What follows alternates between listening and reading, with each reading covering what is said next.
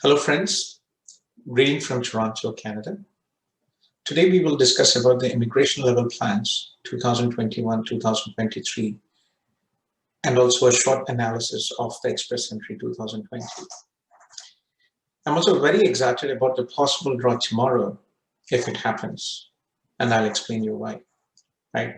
In November we had 3 draws and this December we only had 1 draw. So let's stay tuned.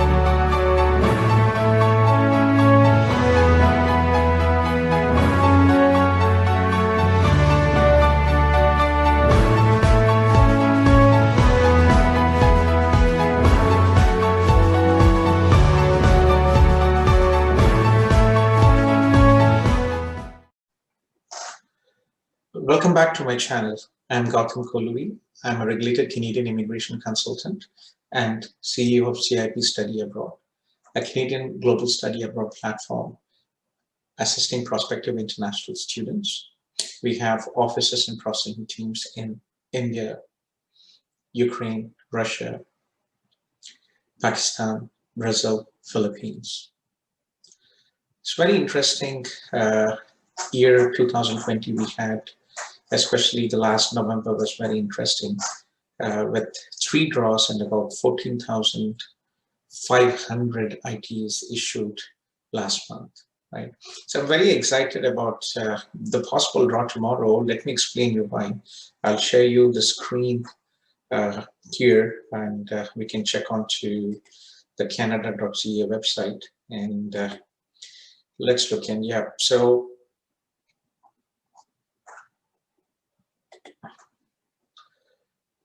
yeah, this is, if you're looking at the previous draw here, the last draw, which was on the December 9th, that 169 draw December 9th, last, 2 weeks ago, 5,000 invitations were issued and the score was 469.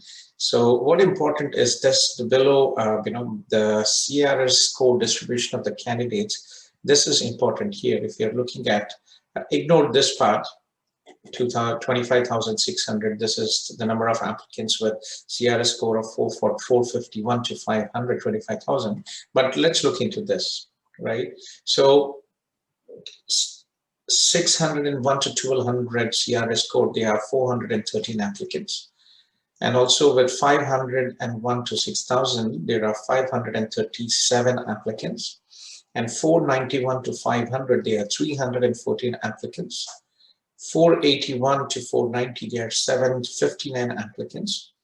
471 to 480, there are 1,735 applicants. So if we sum up this, we probably have about 3,000 applicants. And there is a possibility that in case we also have another draw tomorrow, every Wednesday, as you know, we have a draw. So last Wednesday, we did not have a draw. And if you look at the November draws, we had 3. It was a mega month.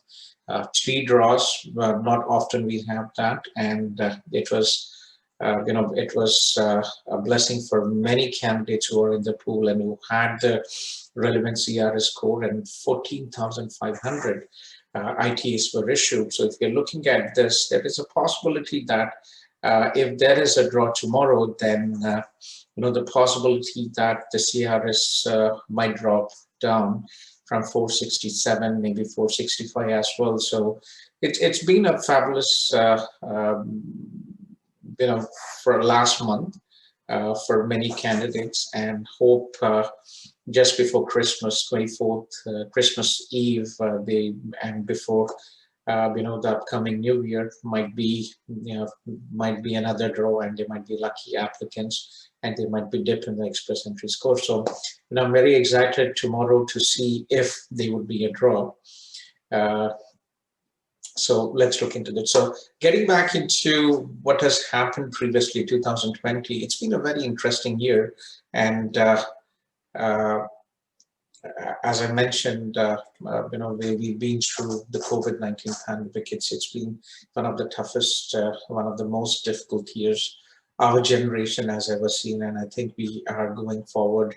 We will talk about this with our kids and grandkids and explain them the difficult time. So, getting back to what has happened, I have the data prepared, my team here.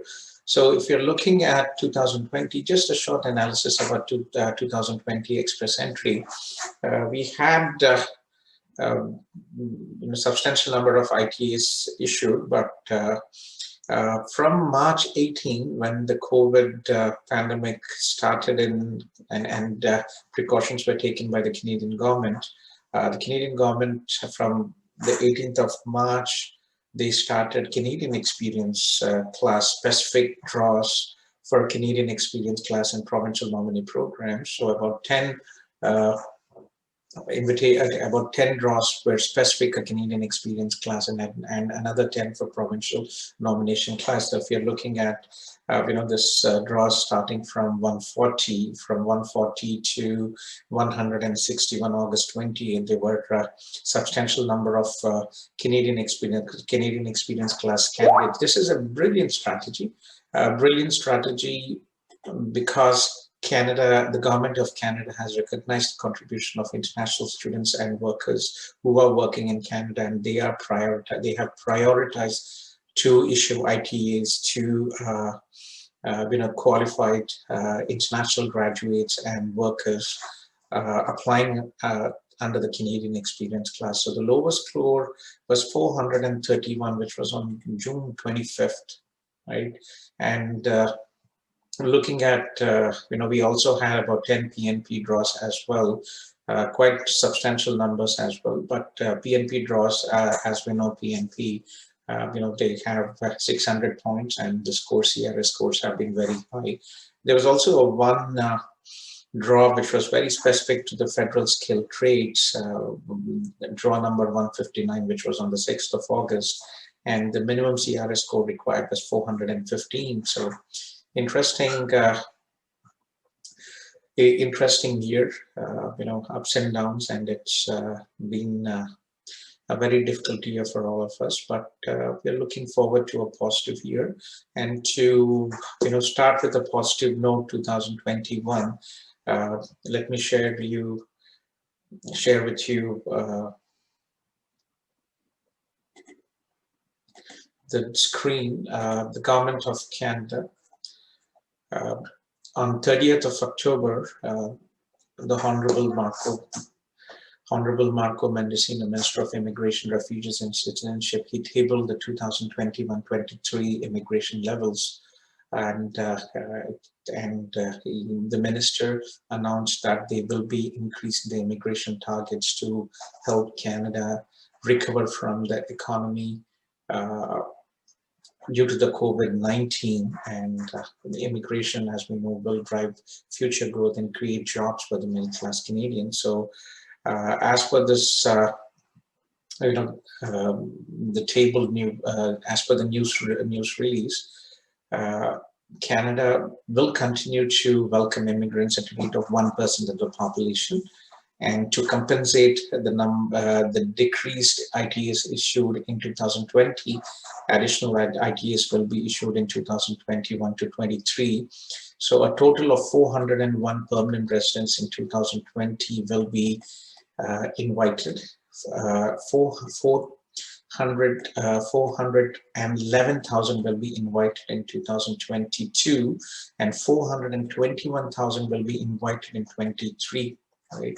So the previous plan set targets of 351,000 in 21, 361 in 22. So there's a substantial increase here for 2021 and 2022. keeps the current trajectory, and for many candidates who are hoping to immigrate to Canada, this is good news.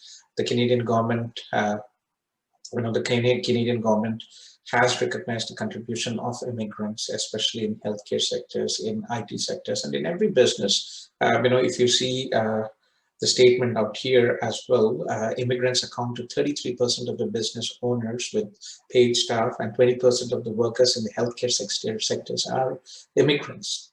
So it is an important contribution, and it is important that the government of Canada recognizes the contribution of the immigrants and the importance of immigration to keep the growth increasing and the economy improving post-COVID. So good news for all the candidates who are planning to apply for immigration to Canada. And as we know, international student numbers have been high. Thankfully,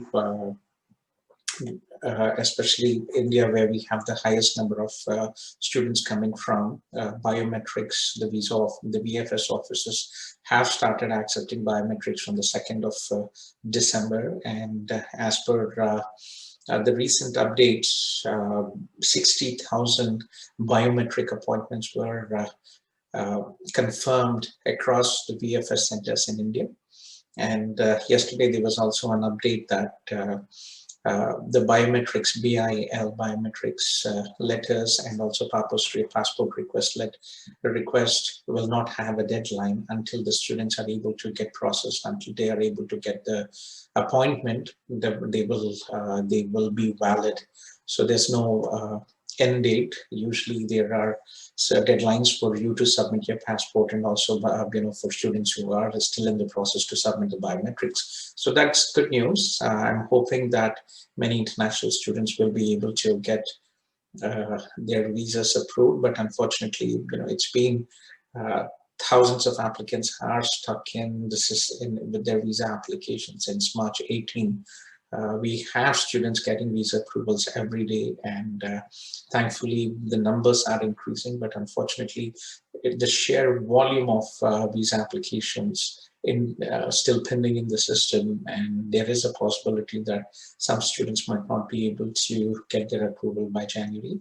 But however, good news is that many institutions, colleges and universities have approved to study online. And as we know, as per the previous regulations, students can study online till the first semester online till April 21, and this will be counted towards their postgraduate work permit eligibility. Right? So interesting updates. Let's see for tomorrow if Christmas Eve, will there be another draw, and will the lucky ones get their ITs, and will there be a dip in the CRS score? So thank you for joining, for checking our video. My name is Gautham Kolluri, and I am a regulated Canadian immigration consultant, and also the director, founder of CIP Study Abroad.